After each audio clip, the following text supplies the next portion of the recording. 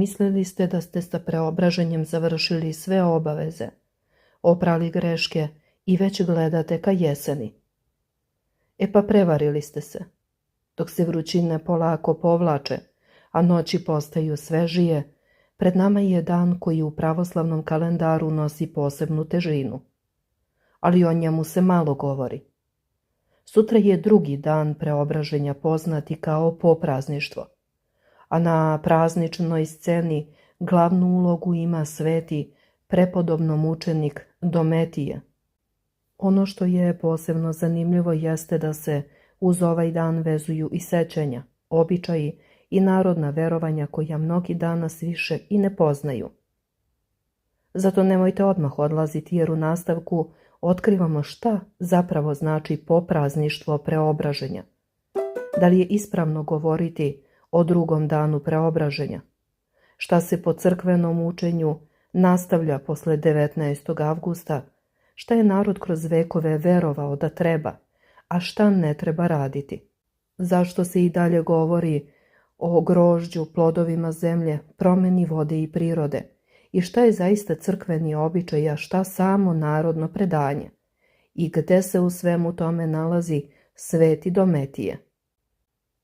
Obavezno lajkujte ako poštujete običaje, a u komentarima napišite da li ste znali za drugi dan preobraženja. Da li se u vašem kraju slavi ovaj dan ili prvi put sada čujete o tome? Podelite video sa prijateljima kako bismo čuli i njihovo mišljenje. Sutrašnji dan, 20. avgust, za pravoslavnu crkvu nosi poseban pečat. To je drugi dan velikog praznika preobraženja Gospodnjeg, takozvano poprazništvo. Ali na ovaj dan crkva se klanja i svetom podvižniku, prepodobnom učeniku Dometiju ili Domentiju. U narodu je bio poznat kao iscelitelj, čudotvorac, onaj za koga se veruje da i danas, ako mu se iskreno pomoliš, može da ti pomogne, naročito u bolesti. Veliki praznici nisu samo jedan datum u kalendaru, već je duhovni talas koji traje danima. A sam 20. avgust po starom, odnosno 7. septembar po novom kalendaru, nosi izuzetnu težinu u pravoslavnom bogoslužbenom krugu. Poprazništvo preobraženja Gospodnjeg označava produžetak nebeske svetlosti koja se prolila na gori Tavor, gde se Gospod pred svojim učenicima Petrom, Jakovom i Jovanom preobrazi, a njegovo lice zasija kao sunce, dok njegove haljine postaše bele kao svetlost. Dok narod obično obeležava sam dan praznika, drugi dan nosi duboku duhovnu obavezu i tajne običaje koji su prenošeni s kolena na koleno. U narodu se veruje da se priroda i dalje preobražava, da se gora i voda menjaju i da je ovo posljednji trenutak da se iz molebana preuzme blagodet pre nego što usledi potpuni ulazak u jesenji period. Pored praznovanja samog preobraženja, Srpska pravoslavna crkva i čitav hrišćanski svet sutra proslavljaju i svetog prepodobnog mučenika Dometija, zvanog i Domentije, čiji je životopis toliko utkan u čuda, podvige i stradanja da do danas predstavlja nepresušni izvor inspiracije i duhovne snage. Istorijski spisi prenose izuzetno detaljna svedočanstva o ovom svetitelju koji je rođen još u 4. veku u dalekoj Persiji, u vreme vladavine rimskog cara Konstantina Velikog. Dometije je odrastao kao neznabožac u okruženju koje nije poznavalo veru jednog Boga, ali je milost Božja pronašla put do njegovog srca, kada je hrišćanin po imenu Uar, u pojedinim spisima zabeleženi kao Avar, naučio veri u Hrista.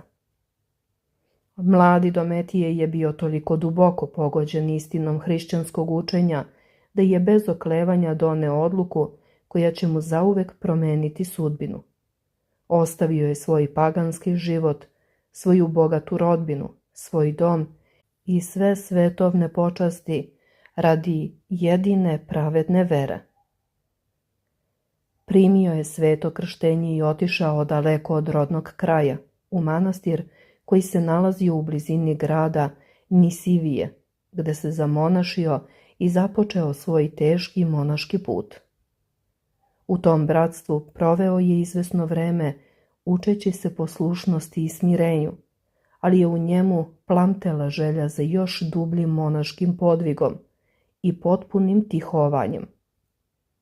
Iz tog razloga Dometije odlučuje da napusti manastirsko bratstvo i povuče se u osamu, udaljivši se na Bezmolovje kod čuvenog arhimandrita Nurvela. O ovom arhimandritu sačuvano je fascinantno predanje koje navodi da pune 64 godine nije jeo ništa kuvano, već se hranio isključivo sirovim biljem i vodom, provodeći dane u potpunom odricanju od svih telesnih ugodnosti. Vidno zadivljen Dometijevom duhovnom zrelošću i izuzetnim postom, starac Nurvel odlučuje da ga rukopoloži u čin đakona. Međutim, kada je starac iz najbolje namere želeo da ga primora da primi i viši sveštenički čin, Dometije se iz duboke smernosti i osjećaja nedostojnosti pobegao u Pustinsku goru. Tamo je pronašao jednu mračnu i nepristupačnu pećinu, pešteru u kojoj je odlučio da nastavi svoj neprekidni podvig. U toj pećini proživeo je mnoge godine u teškom monaškom podvigu, postu, molitvi, bdenju i bogomišlju, dostigavši takvo duhovno savršenstvo da mu je Bog darovao čudotvorni dar isceljivanja bolesnika. Mediji prenose kako su reke ljudi počele da dolaze pred njegovu pećinu, tražeći lek za najteže telesne i duhovne bolesti, a sveti Dometije je svojim molitvama vršio čuda i isceljivao svakoga ko bi sa verom prišao. No njegova sveta skromnost i tihovanje prekinuti su u vreme kada je na rimski presto stupio car Julijan Odstupnik, vladar koji je napustio hrišćanstvo i pokrenuo surovi progon vernika. Kretajući u svoj pohod protiv Persijanaca, Julijan Odstupnik je prolazio kroz te krajeve i čuo za čudotvornog pustinjaka Dometija, koji okuplja narod i učvršćuje ga u hrišćanskoj veri. Obuzet mržnjom prema Hristovim sledbenicima, car je poslao svoje surove vojnike da ga pronađu podvižnika. Kada su vojnici stigli do pećine u kojoj se sveti Dometije nalazio, u molitvi sa svoja 2 učenika, zatekli su ih na bdenju. Bez trunke milosti, vojnici su po carevoj naredbi navukli veliko kamenje i zazidali ulaz u pećinu, ostavivši svetog Dometija i njegova 2 učenika žive unutra. Tako su ovi Božiji ugodnici 363. godine mučenički postradali za Hrista, zazidani u mraku pećine, zamenivši privremeni zemaljski život neprolaznim carstvom nebeskim. O ovom stradanju svedoči i sveti tropar 4. glasa koji glasi: podvižavao si se postom na gori i mislene napade demonskih vojski, sve oružjem Hristovih si pobedio, sve blaženi. Opet si se ka stradanju hrabrošću obukao, ubivši kopronima mačem vere.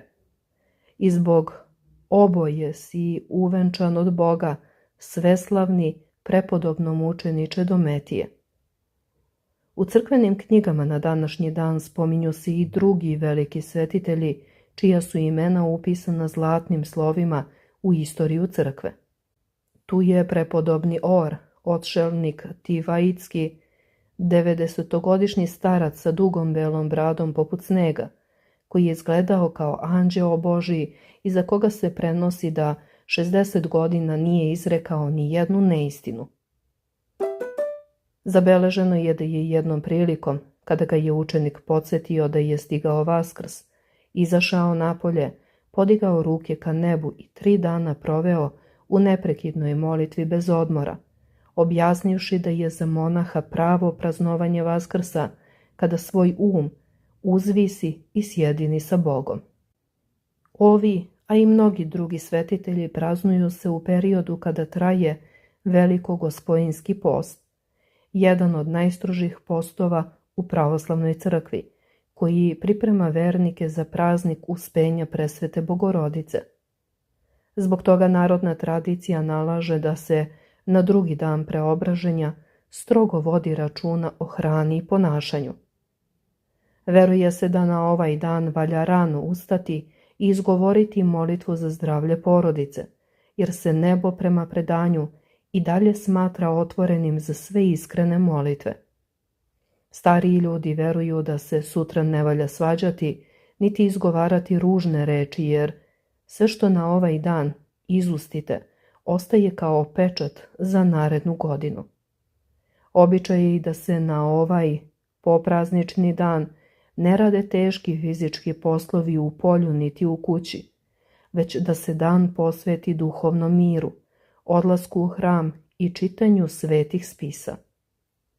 Postoji staro verovanje da je preporučljivo počešljati se ispod rodnog drveta ili umiti izvorskom vodom kako bi se sačuvala snaga i vitalnost. Spekuliše se među tumačima narodnih običaja da su mnogi zaboravljeni obredi vezani za drugi dan preobraženja u stvari bili povezani sa zaštitom doma od negativnih uticaja i demona, o čemu govori i sam tropar Svetom Dometiju, gde se pominje pobeda nad mislenim napadima demonskih vojski. Prema nekim starim zapisima domaćice su na ovaj dan uvek ostavljale malo grožđa i hleba na stolu kao zalog za rodnu i bogatu godinu, verujući da će Sveti Dometije, koje je za života isceljivao bolesne, podariti dobro zdravlje svakome ko ispoštuje ove tihe i skromne običaje. Dakle, kada govorimo o tome šta treba raditi 20. avgusta, moramo razlikovati ono što pripada bogoslužbenom i crkvenom životu od onoga što je sačuvano kao narodni običaj. Crkveni kalendar 20. avgust zaista označava kao poprazništvo preobraženja, uz spomen Svetog Dometija i njegovih dvojice učenika. U pravoslavnom kalendaru postoji pojam poprazništva, odnosno perioda u kome se slavljenje velikog praznika nastavlja i posle samog prazničnog dana.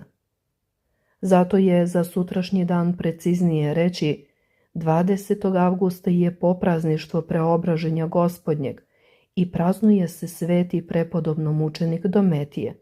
I to je stvar koju mnogi ne znaju, jer preobraženje nije samo datum od 24 sata koji počinje u noć 19. avgusta i završava se u ponoć.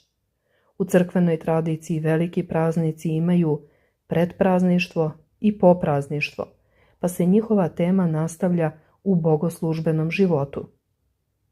U kalendarima se preobraženje vodi kao praznik sa periodom poprazništva nakon 19. avgusta. Postoji običaji povezani sa preobraženjem koji se u narodnoj tradiciji mogu nastavljati, ali ne postoji tajna radnja koju svaki vernik mora obavezno da izvrši kako bi izbjegao nesreću. Ako želite da sutrašnji dan provedete u duhu pravoslavne vere, najvažnije je da se molite i ako ste u mogućnosti prisustvujete liturgiji. Možete upaliti sveću, pomoliti se za zdravlje, pomenuti svoje najbliže, pomoliti se za pokojne. Možete tražiti oproštaj, možete oprostiti, možete učiniti dobro delo, možete pomoći nekome kome je pomoć potrebna. To su stvari koje imaju smisao u hrišćanskom životu. Na preobraženje se preobražava i gora i voda. Nije teško razumeti zašto, jer je kraj avgusta i on zaista donosi neke promjene. Noći postaju svežije, dani se skraćuju, biljke polako menjaju izgled, voda postaje hladnija. priroda se približava jeseni. Iz toga je nastalo narodno shvatanje da se od preobraženja priroda preobražava. Tu se pojavljuje još jedno verovanje, da je preobraženje posljednji veliki dan za kupanje u rekama. U narodnoj tradiciji postojalo je verovanje da posle tog datuma voda više nije za kupanje. Danas to ne treba tumačiti kao crkvenu zabranu. Ako se neko kupa u vodi koja je bezbedna i dozvoljena za kupanje, datum sam po sebi nije verska zabrana. Ali kao tradicionalno verovanje priča je veoma zanimljiva. Zato što za naše pretke to je bio praktičan znak, da se leto završava, da se voda hladi, da dolazi jesen i da čovek menja svoje ponašanje zajedno sa prirodom. A šta valja raditi na Svetog Dometija? Glavna je molitva za bolesne. Ovo je ključni običaj, jer se veruje da Sveti Dometije koji je za života isceljivao i danas posreduje kod Boga za one koji su bolesni. Mnogi mole upravo njemu za zdravlje dece, nemoćnih i teško obolelih. S obzirom na velikogospojinski post na snazi, post se nastavlja, ali na ovaj dan se posebno preporučuje uzdržavanje od masne hrane uz molitvu, jer je sam svetitelj bio veliki postnik. U mnogim krajevima Srbije i Republike Srpske vernici odlaze u crkvu, pale sveće i izgovaraju molitvu Svetom Dometiju, tražeći njegov blagoslov. A šta je to što se ne sme raditi? To su teški poslovi. Na praznik, a pogotovo na popraznište velikog praznika, ne preporučuje se težak fizički rad, posebno u polju. To je dan posvećen Bogu. Kao i svakog velikog praznika, strogo se osuđuje psovka, svađa, ogovaranje i loše misli.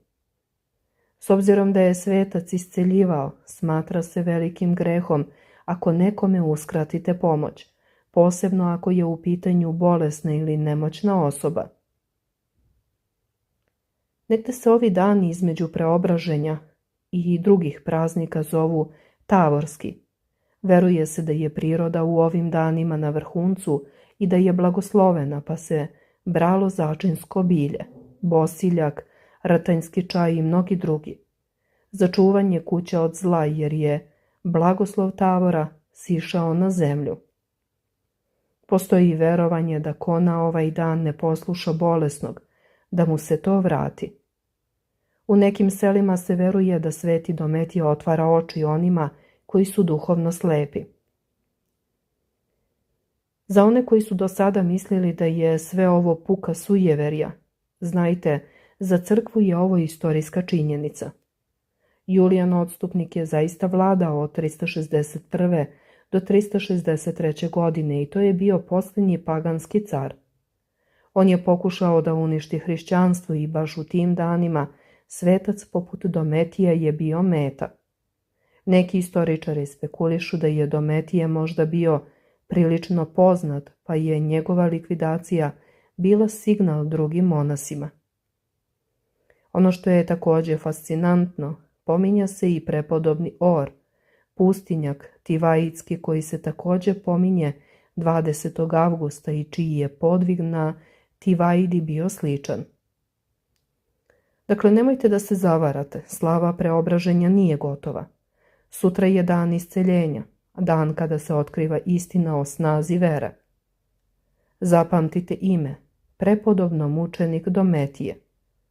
On je bio paganin, postao je monah, postao je iscelitelj, postao je mučenik. Na 20. avgust molimo se njemu za sve bolesne. Neka vaša vera bude jaka kao njegova i setite se, ponekad je najveći podvig pobediti svoju lenjost i otići do crkve i na ovaj drugi dan praznika, jer se milost ne deli samo kada je vama zgodno, nego kada je Bog pripremio. Ako ste do sada verovali da ste uradili sve za preobraženje, sutra vam je prilika da uradite ono najvažnije. Molite se za isceljenje duše i tela. Sveti Dometije je činio čuda. Da li ćete i vi dobiti čudo? To zavisi od vaše molitve. Hvala vam što ste ostali sa nama do kraja. Ako ste znali za sve ove običaje, obavezno lajkujte video. U komentarima napišite koji običaj se poštuje u vašem kraju i odakle se javljate, iz kog grada. Podelite video sa prijateljima i rodbinom kako bismo čuli i njihovo mišljenje. Možda oni nisu znali za ovaj praznik. Možda nisu znali ni za ove običaje. Ne dozvolite da to tako i ostane.